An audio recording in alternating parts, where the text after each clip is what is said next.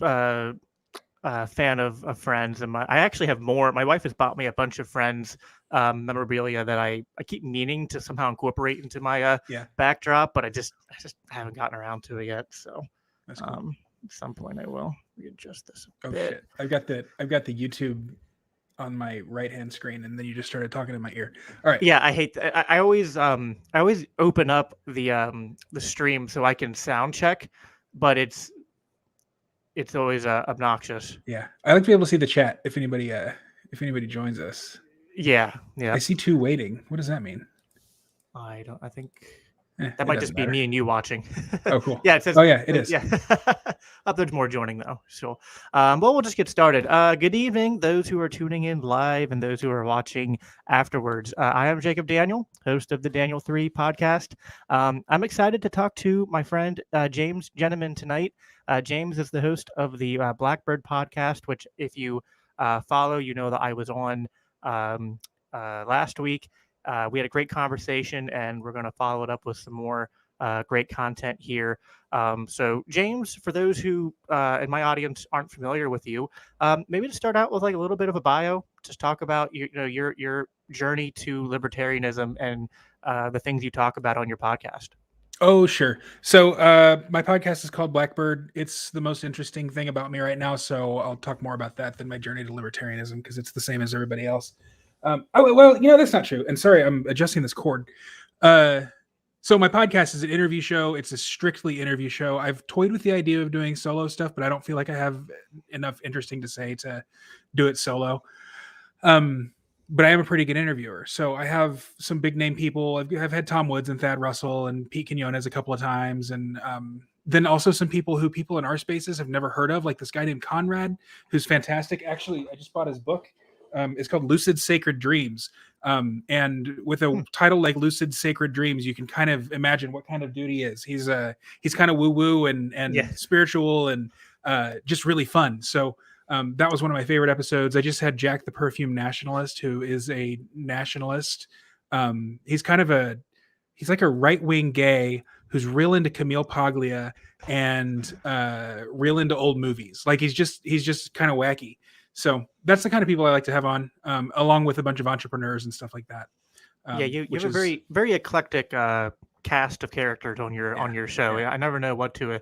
It can sometimes be LP stuff. Sometimes it's crypto people. Sometimes it's just like, this random person on an interesting subject. So it's yeah. it's definitely, for those who don't follow James, definitely go check his stuff out because it's real interesting content, and um, want to support the people that come on this show who have their own podcasts. So definitely check him out. He's conveniently put his website as part of his name tag there. So Yeah, that's really smart branding. I have not thought to do that on StreamYard, so I might tax that idea from you next time I'm good. on Yeah, guest on someone's show.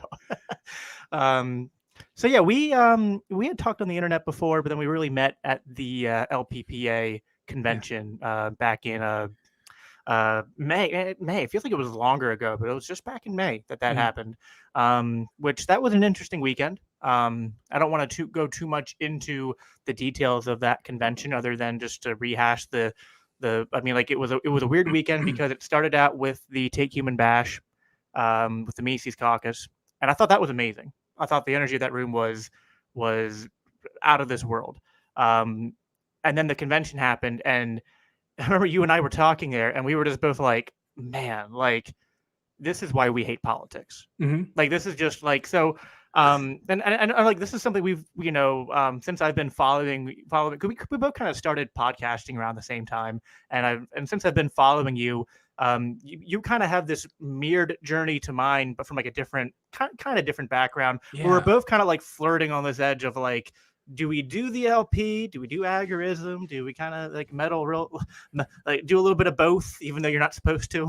And and I know for me, I'm always second guessing myself, kind of like, should I be doing this? Is this the right way to go? I get the arguments, and for me, it's always like, I want to get your thoughts on this. I feel like the reason I kind of ride that border is because I feel like there's limits to both, hmm but I feel like together they kind of hit, it's kind of like they hit more a well-rounded um balance of things I want to hit in terms of like my engagement in the movement more Yeah. broadly.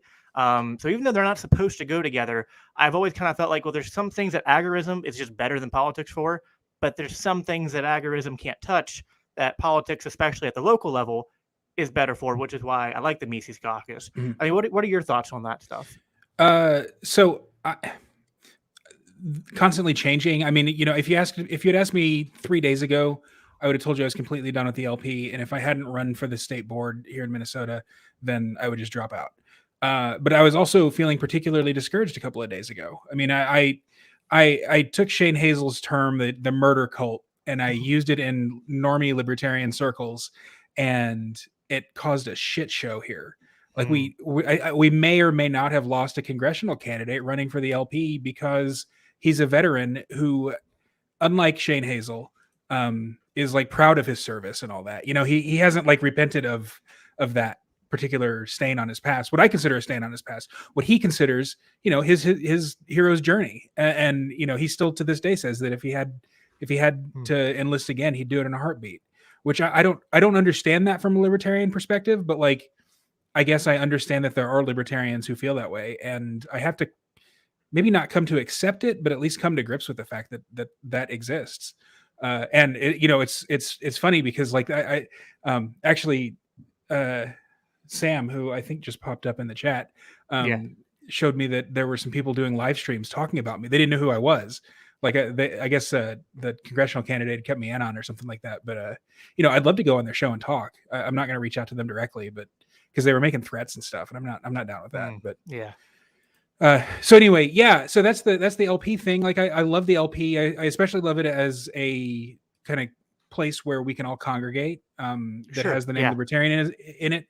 I'm glad that we're kind of, for lack of a better term, cleaning house. I don't necessarily like the takeover language, but I mean, there's a lot of really shitty people leaving the LP right now, and that's cool as far as I'm concerned. You can't have unity. You can't have unity with people that you're diametrically opposed to. If the Libertarian Party becomes one and the same with the Liberty Movement, then all the better. That's great. But I think that there are many, many paths, and the LP may be one small path. Yeah, I mean, I think my friend Grant, who I've had on the podcast a couple times, puts it really brilliantly. He says with the LP, you come for the party, but you stay for the libertarians, and it's like that is my favorite part of the LP is the networking, is the getting to know more libertarians. And I don't know if you watched the debate on Lions of Liberty between Angela and Matt. So Angela brought up a really good point, which I had been saying a lot, and I don't always hear this stressed in the Mises Caucus, or even the LP rhetoric that often, but I think it's really true, which is that the LP is a really great networking source, especially at the local level, because like the LP and the county affiliates and the state affiliates can help you get in contact and associated with more liberty-minded people in your area. Yep. And when so as much as there's effectiveness to like counter economics and agorism, I'm like, it's social media makes it somewhat easy for you to connect, but at the same time, it's not like, other than just autistically going out there on social media going, hi, are you an agorist? Hi, are you an agorist? Yeah. It's like, it's hard to know exactly where to look. Whereas the LP is, it's both where libertarians first go to look when it comes to trying to find other libertarians, I think, but it's also, I think, where the normies go to look first when they start to question things. And so, I know like one thought I've had, I don't know if it's, what your thoughts on it are, but I've always like my main involvement in the Mises Caucus and the LP is that I really want the messaging to be correct, and I want the party to represent the philosophy. Yeah. As far as winning elections, even at the local level, there's limited utility there, but I'm not as invested personally in that. But I think the messaging part is really important, because I know when people question the duopoly, question the system, the LP is a place where a lot of people are going to go and look first. So we need that to be more legitimate in terms of the messaging it's putting out, and to not be this joke that it's been for the past few decades, pretty much on balance, especially at the national level with the messaging and stuff. So, I don't know how, because like as much as like I'm very much like as radical as it comes on the liberty spectrum. I mean, Mhm. I'm pretty much like hardcore anarchist. I sometimes call myself an ANCAP, but I'm not even like solely tied to that label. Yeah. Because I'm just like I don't care. Like to me, it's like I'm not going to um blindly or just I don't know like I'm not going to assume that I know 100% exactly what would happen in a voluntarist society.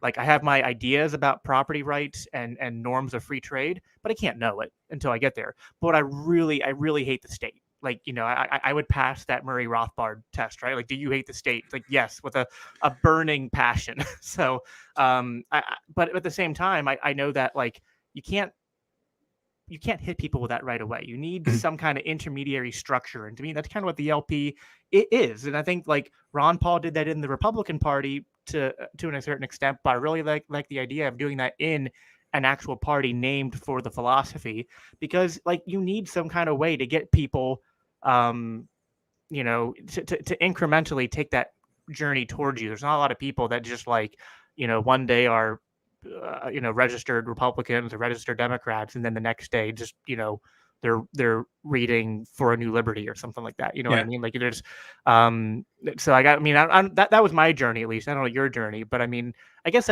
that's where I'm coming from with it. I mean, what do you think? I mean, do you think that the LP's primary focus should be reaching people? Because I mean, right now there's a lot of people that seem to be like, well, no, the primary focus is winning elections. That's kind of like the Yeah. establishment messaging, and I don't know that. To me, it's just like if you just say it's to win elections, like, well, the system is set up for the current powers that be, right? So, like, to win, what you have to mimic them, and if you mimic them, you've lost. I think on the philosophical level. Like, does that make sense?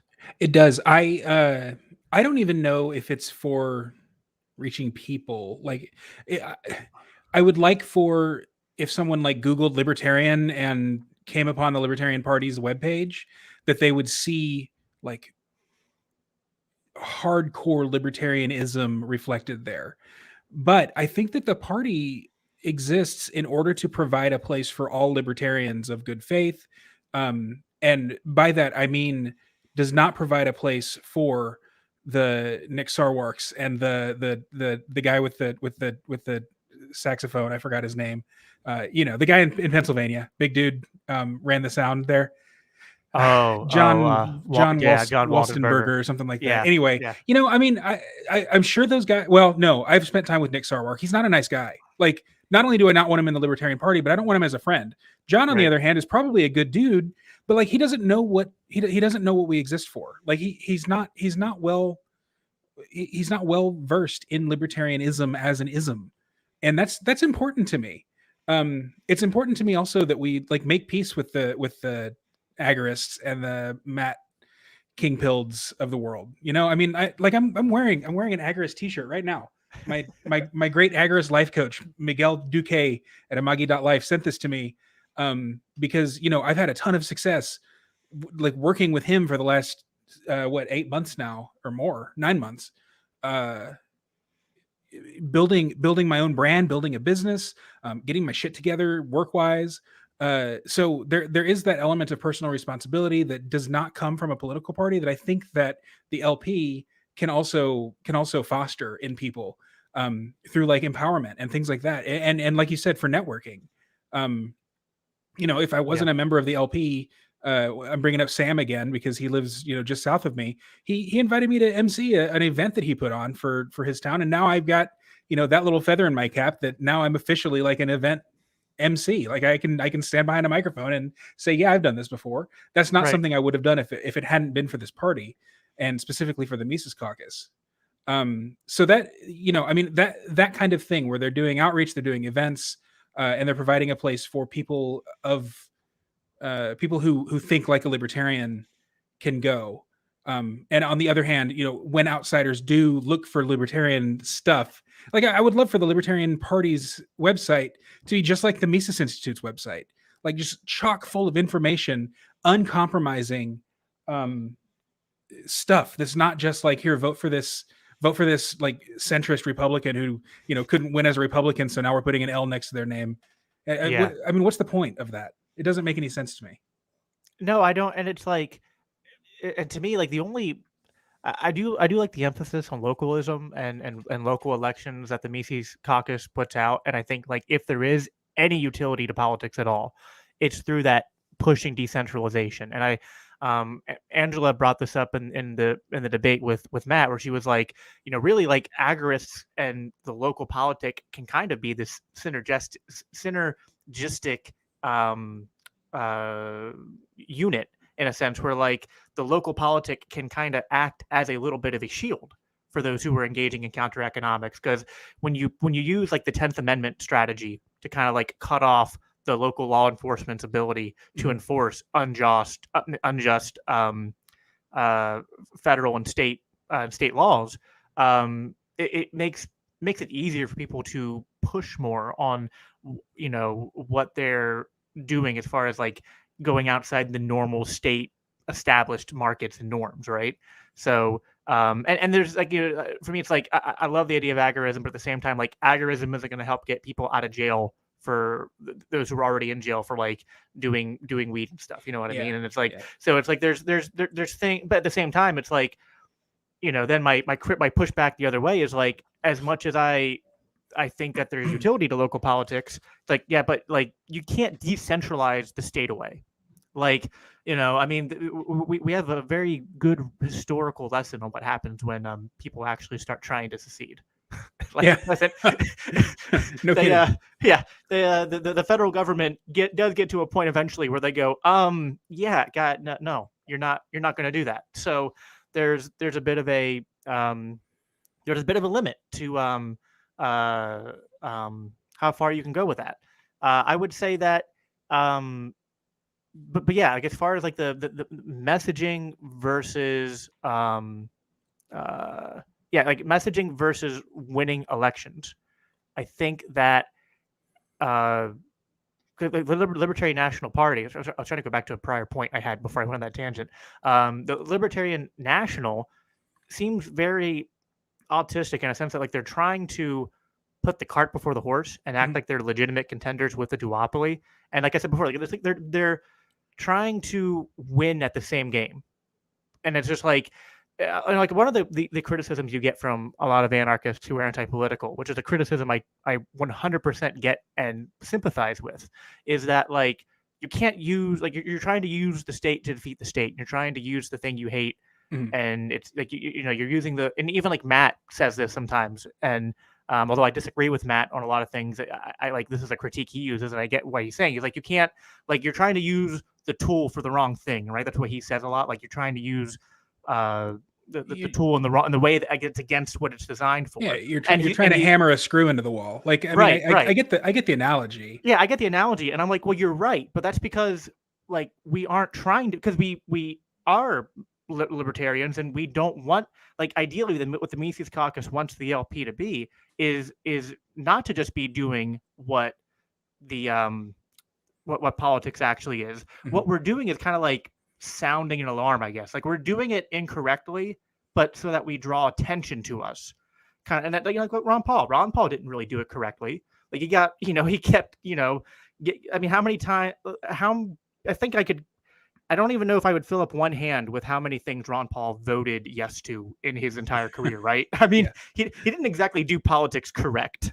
If you were going to like just say, oh, politics is about passing legislation and affecting policy, Ron Paul would be like a total failure by those metrics. So like my disagreement, like I've invited Matt on the show, by the way, and I haven't heard back yet, but like my main criticism of him and like the post-libertarian critique and even the anarchist critique is like they're saying, well, you can't use politics to beat the state. And I'm like, well, yes, I agree with that.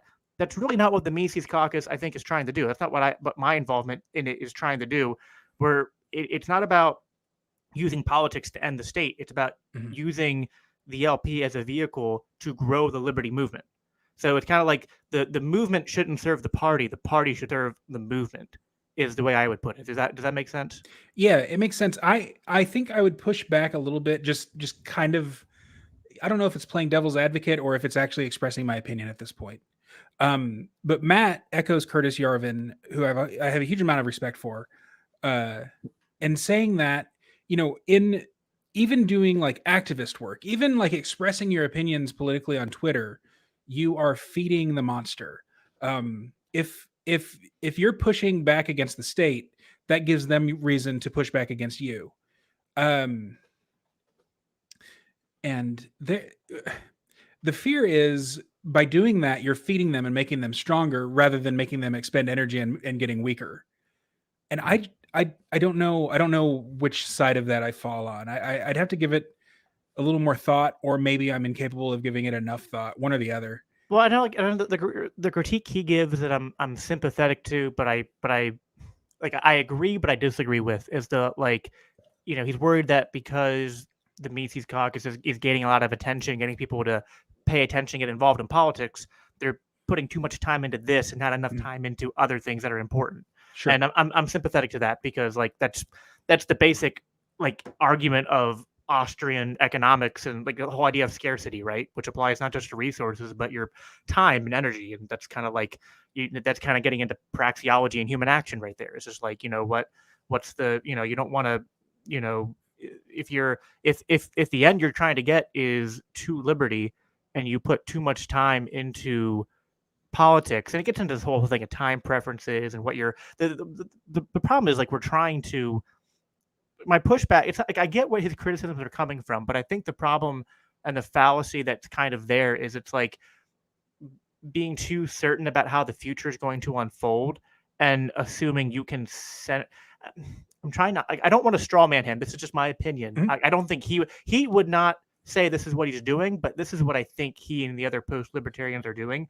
It's like they almost think that you can centrally plan the strategy to get to a libertarian society, and it's just like, I don't know, because like this came up a lot in the debate with Angela and Matt, and it was like Matt kept pushing on Angela to be like, but like, give me specifics, like how is this, what is the end goal, what is the actual trajectory, what's the step by step. And Angela wasn't really answering him, but I think it was kind of because, well, you can't really give an answer to that, because like the truth is we don't know. But it's like, how could you know? Like, this is the whole idea of free markets, right? Is that like central planning fails. So the idea that like I could give you if the Mises Caucus was giving us a 12-step program to freedom and saying this will get us there, I would be turned off by that.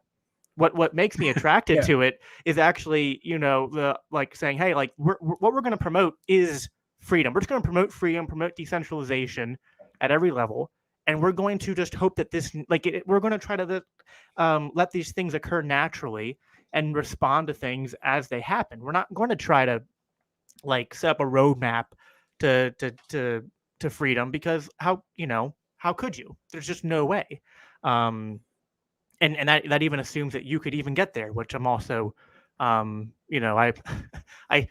teeter on the edge between being white pilled and black pilled. If you can be gray pilled, that's what I would be, because like I just don't know. Like, I don't. A lot of the people in the Mises Caucus crowd tend to be very white pilled, and I don't know. Like on my best days, if I'm in a good mood, I might be white pilled. But I mean, if you talk to me in the morning before coffee, I'm about the most like pessimistic black pilled asshole you could ever talk to. I honestly don't know the difference. I feel like, to me, the black pill is just like a myopic version of the white pill.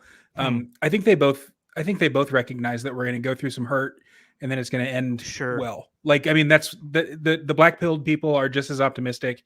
They just recognize that something has to come between the current state and the future better state. So I typically don't use those pill terms. Like, I think red pill is useful. I don't really like the black and white.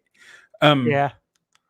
I don't even know if I like the pill language sometimes. But... I know. Coming from me, wow. Who would have thought that I would be opposed to something, black and white? It's completely unlike me, Mr. Postmodern relativist, whatever. Yeah. This was, I wanted to also, I mean, I think we've hashed out the politic agorism argument pretty good. Let And me where, let me plug go one ahead. thing. So Matt Erickson is the assistant to Jason Stapleton, and Hmm. Jason's podcast, Wealth, Power, and Influence. I think that libertarians need to give him another shot. I've been listening to him a bunch lately. Like LB Muniz has been a fan of his forever, and he turned me on to it. And they have a lot of great things to say. I mean, they are absolutely right that if you want to have influence of any real influence, especially as an individual, you have to have some sort of wealth, whether that's wealth in connections, wealth in money, or whatever. So, and plus, I mean, everybody wants to be self-sufficient. I think that's one thing that all of the different brands of libertarianism, of like what I'm going to call real libertarianism, and forgive me, fakertarians, but you aren't real libertarians. I'm kind of I've always been of the like I don't play that fake real libertarian game, but like I'm just kind of over it now. Yeah. We want to be self-sufficient, whether you're an agorist on your homestead or an entrepreneur in Manhattan, or me and you building our own little brands even though we're both working full-time jobs. We want to be separate from the mechanisms of control that try to tell us how to live our lives. And I think Jason Stapleton's path of wealth, power, and influence through his kind of nation nomad network is what it's called, is a really great way to do that. So, if people are looking for a place to go where they can gain some sort of self-sufficiency without having to buy a farm, totally go check out mynomad.network, Jason Stapleton's program. I'm not an affiliate or anything like that. I just am really getting into it. So that's kind of where I'm at. Okay, now we can talk about religion and faith and stuff. Yeah, no, that stuff's important. And I mean, it does remind me of like something I was going to say, but I got sidetracked, which was that like we can't centrally plan freedom. And I would caution, like, I think we should, for the most part, avoid getting too attached to one, like this is the way to freedom, Yeah. right? Because I think that there is a division of labor and it's important. I think that and at the very least you can have your preferences, but as much as I enjoy the debate, I think at some point as libertarians we have to say, listen, we all have different ideas and different beliefs about which way we want to go, both like what we would say, opinions about what other people are doing and opinions about what we want to do. But at some point, we need to just focus on doing what we want to do. And if somebody wants to do something else, just let them.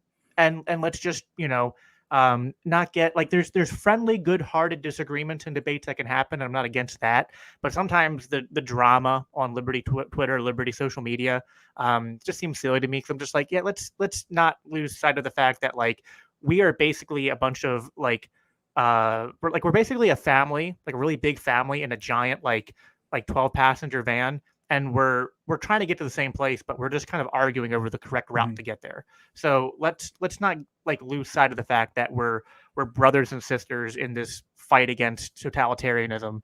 And if we have different ideas, just like let's practice what we preach. Let's practice freedom of association and division of labor, and not waste too much time trying to convince everybody to do the exact same thing we do. That'd be like my last comment on that subject. Cool. So as far as religion and philosophy, and this was like remember the first time. I don't know if you remember the first time we talked on the internet, but I do. It was in the Liberty Movement Facebook group, and you were talking about postmodernism and like Thaddeus Russell and all that, with Jose and a couple other people, and it was like the conversation of like subjective versus objective morality. Mm-hmm. I think Craig Hargwess, however you say it, was part of that too. Is that might his have name? been, yeah. Is it Craig? Craig sorry. Hargis, yeah, about the Bad Roman Project. Yeah. So so that was a subject I wanted to bring up here again that we didn't quite get to in the conversation you and I had on your show. I don't know if your views have changed. So I don't want to like just straw man based upon my memory of your views back then. But I think your view is more that morality is subjective. I would guess you're more on that camp, or how would you? Okay. So I think that morality is based on preference, and so in a lot of areas, rape and assault and murder, theft.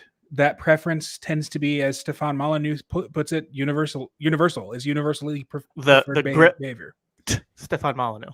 Yes, right? the great. Stefan Molyneux. I put that. I interviewed him, and I think I put the great, but like censored the word great just Yeah, I so know. that yeah. Anyway, so he says universally Universally preferable. preferred behavior. Yeah. Sorry, I'm on my second glass of wine, which means that my lightweight ass is ready to stop talking. No, he thinks that is evidence of objective morality, whereas I think it's evidence of subjective morality. So really, we're arguing semantics. Sure. For me, I don't think that actions can have properties unto themselves. And so for that reason, I don't think that objective morality exists. On the other hand, if you take the definition of objective and not make it mean like a property of the thing, but actually make it mean, and I'm trying to steelman Stefan Molyneux because he laid this argument out on my podcast and I still don't quite understand it. But if you change objective from a property unto a property of the thing itself and make it more something that I perceive, so like salt is salty because it tastes salty to me, basically. Mm-hmm. is kind of the way that we, I guess, construct that. So salt isn't salty because I subjectively think it's salty. Salt is salty objectively because it is perceived as salty. If that kind of makes sense. Yeah. And I mean, obviously talk to Stefan if you really want to get his full point of view on it. To me, salt is salty because it tastes salty to me. And he yelled at me for using the word to me. I know. Like when I was talking, when I was using that language. So he does that, I think that everybody though. That's true. But so I think really it's just like a mental thing. It might even be like a personality trait where for me, I see things as subjective, whereas for other people, they see them as objective. And that, I mean, obviously, I mean, that's me speaking as a subjectivist, even about subjectivity. So, I mean, I don't know. So I have, I think I was like identifying as a postmodernist. I no longer do. I've become much more interested in what's called integral theory. It's sort of like a postmodern theory. It does take that like sort of everyone's point of view is valid mindset of the postmodernists, but also recognizes that some mindsets are better than others, especially when you bring goals into it. Sure. if your aim is a well-functioning society, then order is better than chaos. That kind of thing. Postmodernism is like it is sometimes a boogeyman, and like I mean, sometimes like I'm a big Jordan Peterson fan, but I do sometimes, as much as I love Jordan Peterson, I sometimes think that he at times made too much of a boogeyman out of postmodernism. Yeah. Because to me, it's like I see the harm of getting too wrapped up in it. Especially like the radical left in like universities and stuff. I think use parts of postmodern theory in ways I didn't like, obviously. But you can't like. I don't want to throw the baby out with the bathwater. I think that postmodernism, if used as an intellectual exercise, can actually be a really effective part of like your philosophical tool belt. You know what I mean? So that's kind of how I've always viewed it. Is more of a like postmodernism should be a I think that's how it it should be a way of critiquing ideas, literature, etc. To be like let's break it down and look at all the different views and try to realize, like, I do think there are not so much morality in my opinion, but I think that a lot of reality and perceptions are obviously subjective, and we have to reconcile that. The other thing is, postmodernism is not an ideology. You have to realize that too. I mean, just like modernism is not. It's against ideology. It's against all of those meta narratives and all that. But even then, like modernism also is not an ideology. Like, I mean, I mean, Marx was just as much a materialist modernist as say Adam Smith or whoever. Well, when people defend like, oh, I want to, we have to protect Enlightenment values or Western Mhm. culture. I'm like, do you want to That's protect the French Revolution or Marx or yeah. fascism? Like these are all parts of to me that I would classify all that as part of the broader Enlightenment or modernity or whatever. Like these are Yeah. all it's all part of Western culture for sure. I mean, it's just so it's like I don't know, like if you want to cherry pick just the stuff you like, go ahead. But to me, it's a mixed bag.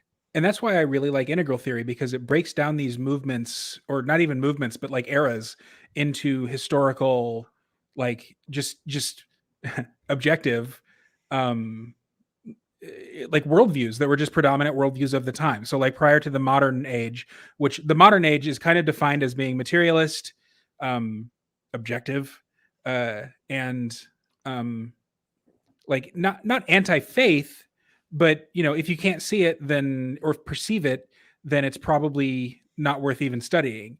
Prior to that, and that was a reaction against the era before that, which was all faith. um and it was very church based. Prior to that, it was violence. It was like, you just the strongest man wins.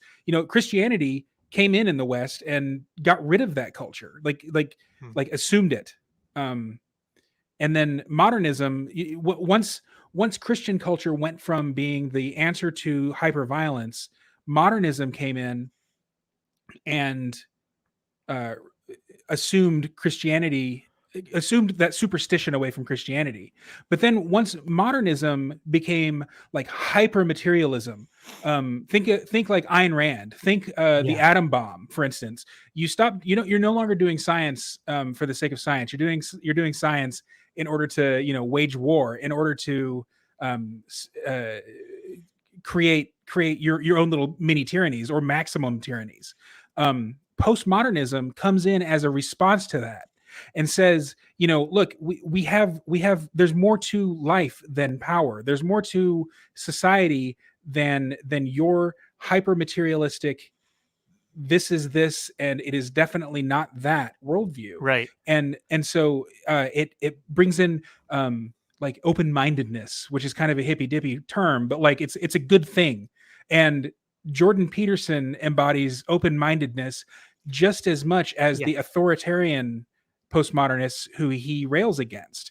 But we're coming to an end of that era right now. I firmly believe that we're going to have something else that comes in and recognizes, while recognizing that open-mindedness is a virtue, also recognizing that if your mind is too open, your brain falls out, Right. in Yeah. the words of, I think, Chesterton. Yeah. And it's funny. Like I remember, did you ever watch the or listen to the debate, like the first debate between Jordan Peterson and Sam Harris? They, No, they I don't think. debated. They Was it the one debated. where they were talking about truth? Yeah. Yeah. Yeah. Oh Yeah. yeah, I love Well, that what's one. funny was that like I remember like the first half of it, they're like, oh, I hate postmodernism. I hate postmodernism too.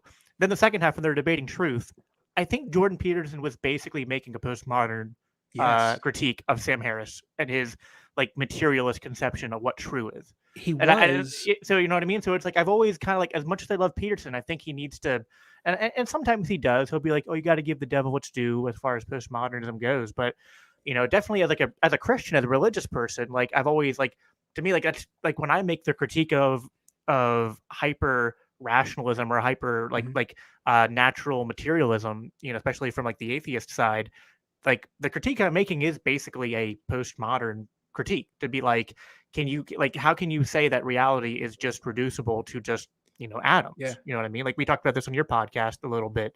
Um, as far as the morality goes, I mean, I remember I'll try to uh try to put this out briefly. I think my view of morality is that like and what's funny is that like as much as I rail against Sam Harris sometimes, like I'm borrowing some of his language here. I think Sure. morality is kind of like a landscape, and I think that it's kind of like a chessboard. Whereas like within the game of chess, there are like a near infinite amount of moves, right?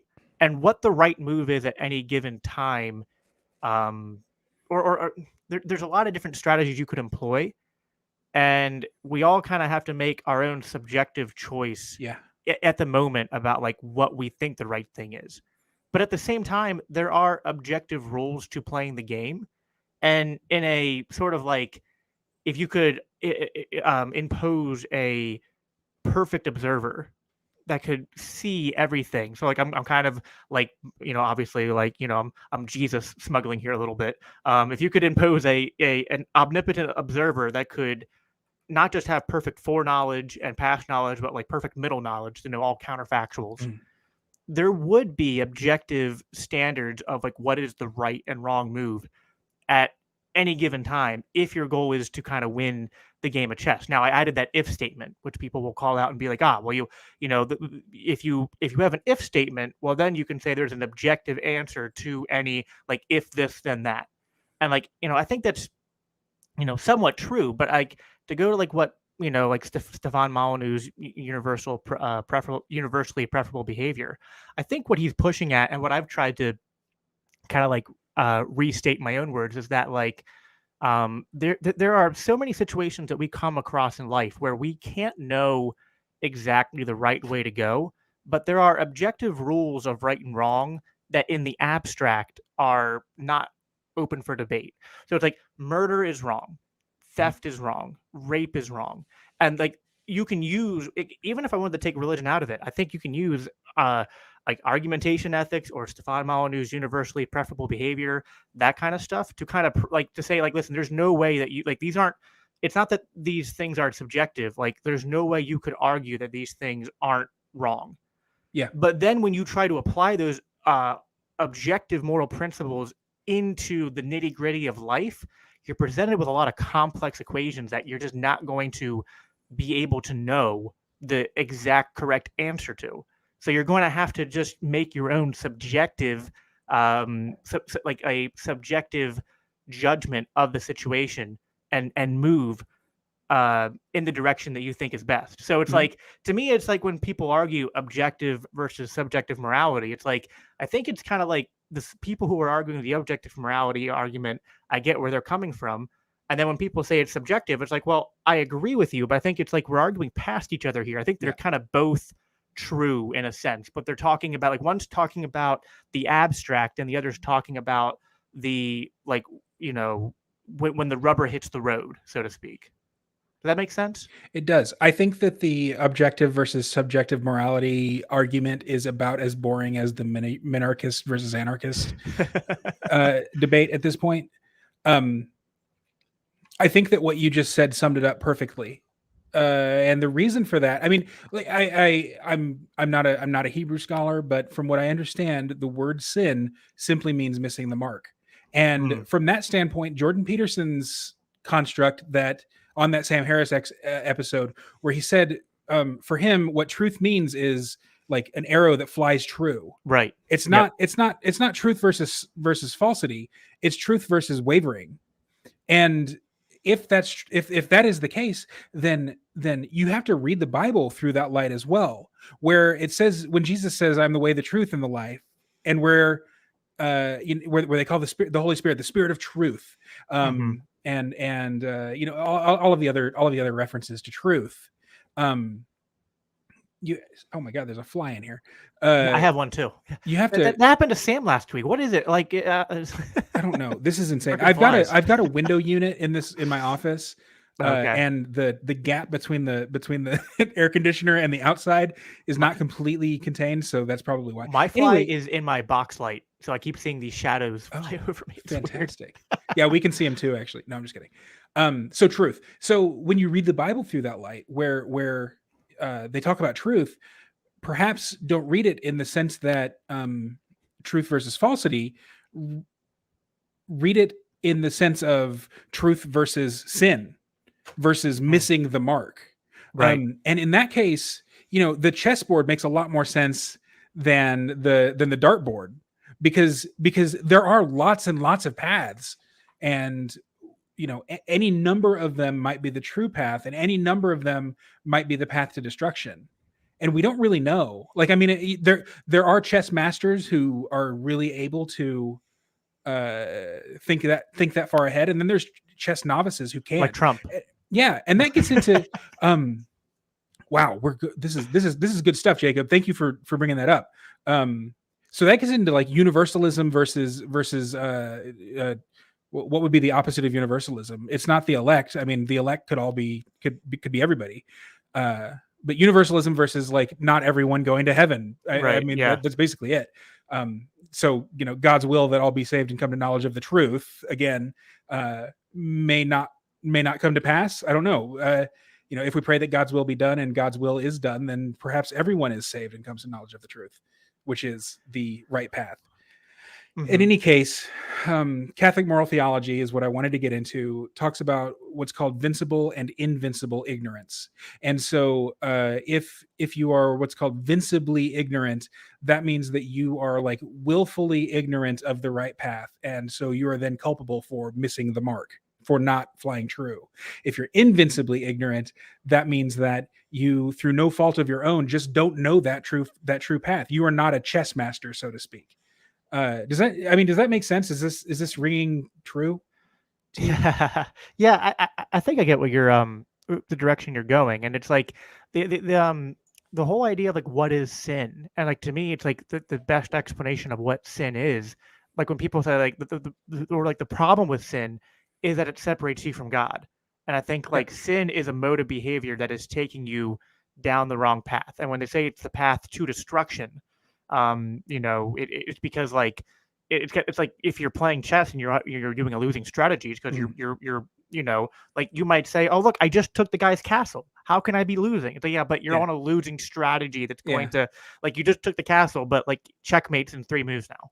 So so it's yeah, it's like in like the whole like universalism versus there's no I don't know what the opposite of universalism is. There's no it's not universalism, I guess, but I go back and forth on that a lot Mm. because it's just like I don't know. And I'm not like I'm not a universalist in the sense of like I don't assert it because a lot of people like do Yeah. assert it and they'll be like, well, and if God doesn't save everybody, he's a moral monster. And it's like, why? I Right. don't believe that.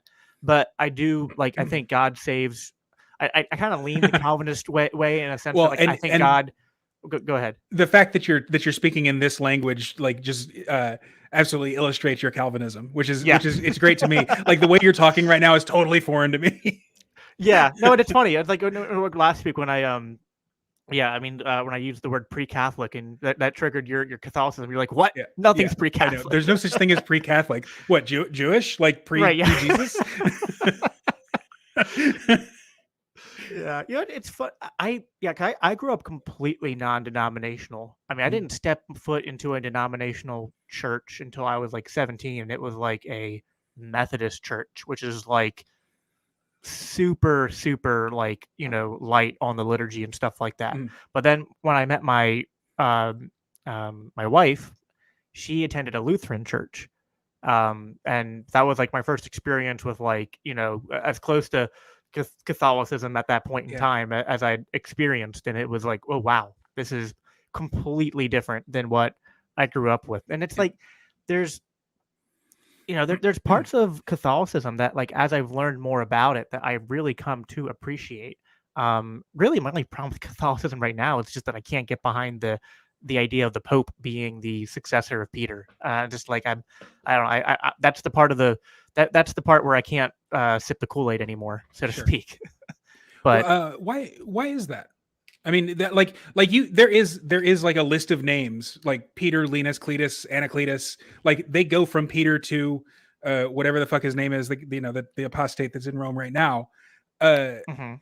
like the lineage is there, and that's why I would say Catholicism is even more valid than Eastern Orthodoxy, even though Eastern Orthodoxy I think has probably maintained the traditions of the early church better than Rome. Yeah, I guess it's just like I don't understand why. Like, so the verse that they're using is like Jesus says to Peter, like, "You are the rock that I will build my church Mm. upon." I don't know. I don't see why there needs to be. Maybe it's my libertarian leaning. I guess it's just, I don't That's see possible. why. My view of organized religion is very much similar to my view of governance, which is just like Mm. I don't like centralization. Sure. And now I understand the arguments against like so like the Calvinist or more Protestant views are like sola scriptura, Mhm. and the Catholic critique of that is like, okay, but where did the scriptures come from? Like Yeah, who well, and not determined? even Yeah, that, but sola scriptura is not in the Bible. It's like a self-defeating doctrine. It doesn't I don't know. There's First the Timothy where it says all Scripture is God breathed and, sure, and yeah, useful for instruction and building in righteousness. yeah, So there's that. absolutely. The fact that First Timothy is considered scripture, though, Right. that comes from the Catholic Church through Right. their councils. Like you have no reason to believe First Timothy other than that the Catholic Church said this is part of the Bible. Yeah. Yeah. This is I mean, arguments that yeah. Martin Luther like removed books from the Bible, granted from the Old Testament, simply because they Right. differed The from his Apocrypha. doctrines. Right. You know, Yeah. so Yeah. so the so and Yeah. he defended it by saying, like, he didn't even say like, oh, I'm taking these books out because here's like some really good reasons. He specifically said, like, if anybody asks you why you don't believe in these 7 books, tell them it's because Dr. Martin Luther told you. Like, I mean, it's kind of shady to me, like, you know. But on the other, and so there's the history. I mean, the lineage of the bishops, which clearly bishops, priests, and deacons, or bishops, presbyters, and deacons are scriptural. So if you're in a congregational church, you're not in a Bible church. Like, the Bible has a hierarchy of people who run the church. The congregation is not in charge of the church. The bishops are, and Paul clearly defers to Peter like several times in his letters. So to me, that's evidence of a hierarchy in the early church, with Peter kind of at the top of it. That said, I'm not going to like excommunicate you or whatever. I mean, you know what I mean? Yeah. I don't know. I just I get my problem with a lot of religion, which, like, I'm curious what your thoughts are on this. Is like when people get caught up in a specific doctrine or ideology, and like, even though I have my leanings for sure. I mean, you can tell that just in the way I approach things, but I don't. And this goes back to kind of what, like, I've talked to you about it, and Jose. It's just like I'm much more agnostically oriented than a lot of other Christians. I just, like, I don't get why we need to have these, like, to push a certainty where you would, like, now granted, like, I can't maybe blame the Catholics on this because it's kind of the Protestants that started the fracturing. So it's like I don't, but it's like I don't think the solution to the fracturing, which I hate, is to go back to what? Oh, honey, you must not have heard of the Great Western Schism. Yeah. I mean, no, there's that too. Yeah, but that's my whole point. Is like we keep fracturing because it's like everyone claims we have the monopoly on the correct. And like, I don't know. Like, to me, it's like the truth is not a destination we reach in this lifetime. It's a direction that we head in, and I think we have to work together to uncover it, to keep studying the scriptures, to keep on seeking guidance from the Holy Spirit. There's not much that I like other than the gospel, like the core gospel message itself. There's not much that I'm strongly like very, very I'm not going to move on that. Everything else is, I'm not saying like completely conditional, but it's not like something where it's heresy to question it. You know what I mean? Like, Yeah. I believe, like, I'm not even so much a Calvinist as I am a monergist, in the sense that, like, I believe that salvation does come through the initiation of God, and I'm not like a Armenian in the sense of, like, I don't think that people choose to be saved. Yeah. But I'm not certain about that. That's just like that's my belief. Like, you know what I mean? So I don't know why Christians spend but to me it's like my main critique of Catholicism is not even so much doctrinally. It's just the history of it and the merging of the church and the state. And it's just that because of my libertarian leanings, I'm just very like, I can't help but and I do want to try to separate the baby from the bathwater, but it's like, how do you do that? Like, it's centuries and centuries of, and now, to be fair, Protestants did it too. They still mixed church and state for many years, so it's like, it's not a just Catholic thing, but Constantine started that entanglement. And it's like, I want to, so when things, like I said this the other day on Twitter, when someone was questioning, like, they were calling me a bad Christian because I was not standing on the doctrine of hell. And I was like, I don't know about what? I was questioning the traditional doctrine of hell. Oh. And I was like, the problem, my problem with hell is that it looks more like a construct of the state for human control than it does as far as like comporting with the entirety of the Bible, of Jesus's teachings, of like the what the Jews believe about hell. It's like I was like, one of these things is not like the other, and if it looks like a duck and it quacks like a duck, you know what I mean? Like I think what I said was like the doctrine of hell quacks a lot like a state. You know what I mean? I was just like, Yeah. so I was like, I can't. I was like, I don't know. Like, again, I'm not I'm not a pastor. I'm not out there like preaching hell doesn't exist. Like, I don't know. You know what I mean? Like, I Yeah. mean, I don't know what happens exactly after you die if you haven't been saved. Like, if I had to guess, when I think it was Paul says, there'll be a day where every knee bows and every tongue confesses. Mhm. So it's like that's one of the strongest arguments for universalism there is, I think. You know what I mean? That's So that's a little bit where I get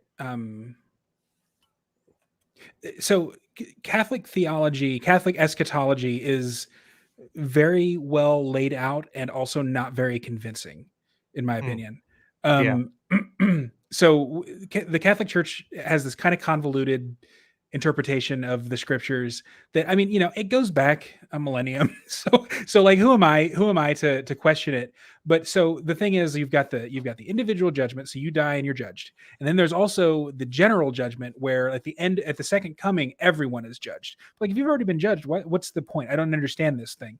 And then also there's certain saints and visionaries and mystics who have had some really weird eschatological visions, that are take it or leave it from a Catholic standpoint. yeah, But like things where uh, God, I don't know, like the the the the the there was a Marian apparition where Mary told people to pray that God pray to her that she would convince Jesus to judge everyone worthy to come to the wedding supper of the Lamb, something like that. And mm. like, I mean, I obviously I have no problem with intercessory prayer through the saints and Mary. I don't even have a problem with that. Like, I've heard the Sure, Catholic arguments for it, and I'm like, that makes total seems sense. to make sense. Yeah, Yeah, yeah, and I mean, but like the visions, they came in the 19th century, in the middle of this modern age, or towards the end of the modern age, when things were just weird.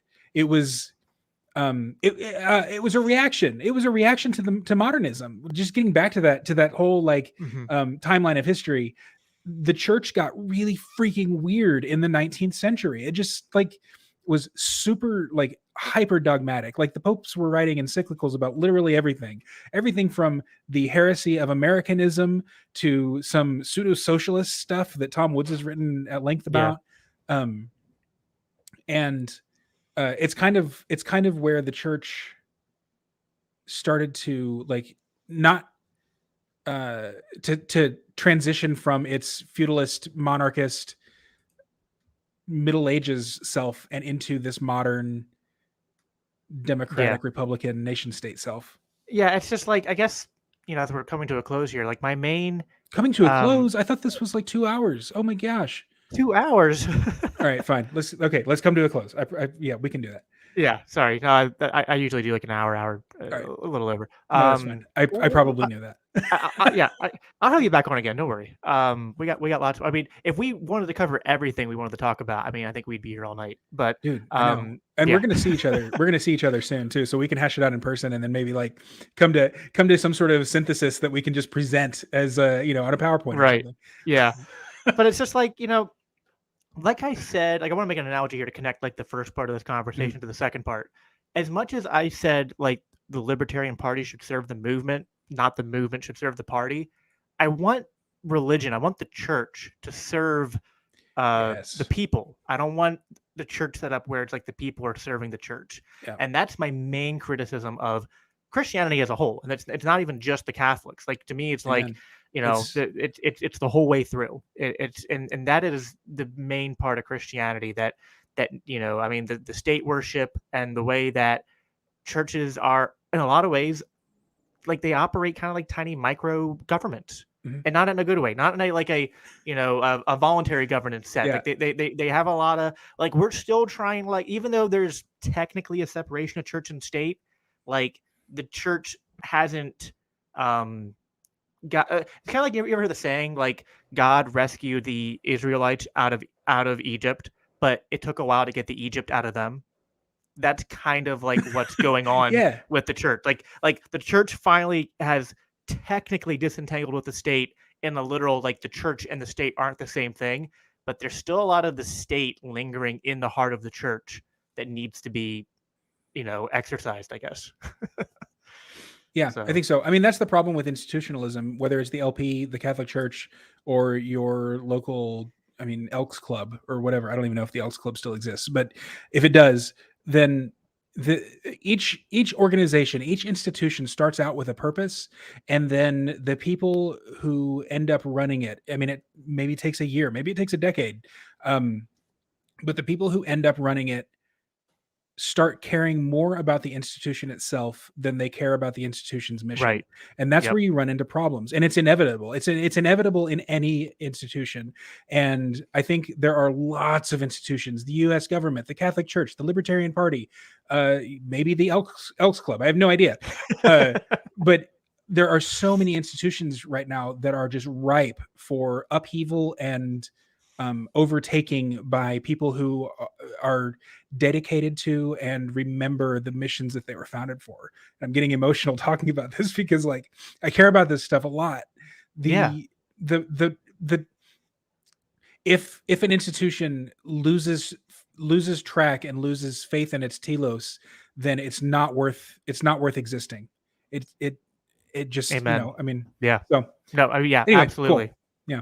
No, it's 100%. I mean, it's the yeah. You said it better than I did, I think. So I'll probably clip that. I mean, that was beautiful. I mean, we have to, yeah, we have to orient these. I don't think you can ever get rid of institutions, but we have to stop looking at institutions as like this. Almost like I probably sound like a socialist. I don't know. I was like, I don't think institutions are meant to be top down.